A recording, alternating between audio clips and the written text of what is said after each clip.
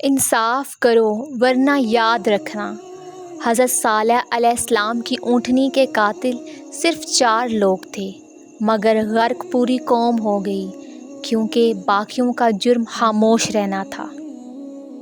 کسی سے نہ ڈرو، نہ جھکو، نہ مانگو، یہ سب لوگ فقیر ہیں، اللہ سے مانگو، وہ غنی اور بادشاہوں کا بادشاہ ہے۔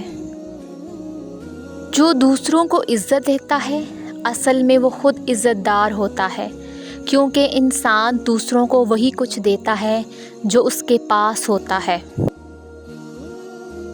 ایک المیہ یہ بھی ہے کہ اچھی کتابیں اور اچھے دل ہر کسی کی سمجھ میں نہیں آتے، یہی وجہ ہے کہ اچھی کتابیں ہمیشہ گرد اور اچھے دل ہمیشہ ٹھوکروں کی زد میں رہتے ہیں۔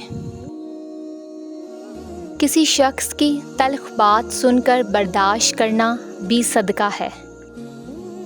ہم تصویروں میں خوبصورت اور نمایاں نظر آنا چاہتے ہیں، مگر کردار کی فکر نہیں کرتے اور بھول جاتے ہیں کہ انسان کا کردار و اخلاق ہی اس کی سب سے بہترین تصویر ہے۔ ہدایت سننے میں لفظ بہت چھوٹا ہے لیکن معنی بہت بڑے رکھتا ہے۔ یہ اسی انسان کو ملتی ہے جو ڈھونڈتا ہے اور اسے پانے کی کوشش کرتا ہے، اور جو پا لیتا ہے وہ غنی ہو جاتا ہے۔ اسی لیے کچھ مانگیں یا نہ مانگیں، ہدایت ضرور مانگا کریں۔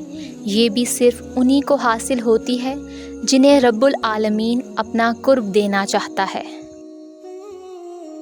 انسان کے لیے سب سے مشکل مرحلہ وہ ہوتا ہے جب اس کا دل کسی چیز کی گواہی دے رہا ہو مگر اس کی زبان خاموش ہو، جب اس کا دماغ چلا چلا کر کسی چیز کی صداقت کا اقرار کر رہا ہو مگر اس کے ہونٹ ساکت ہوں۔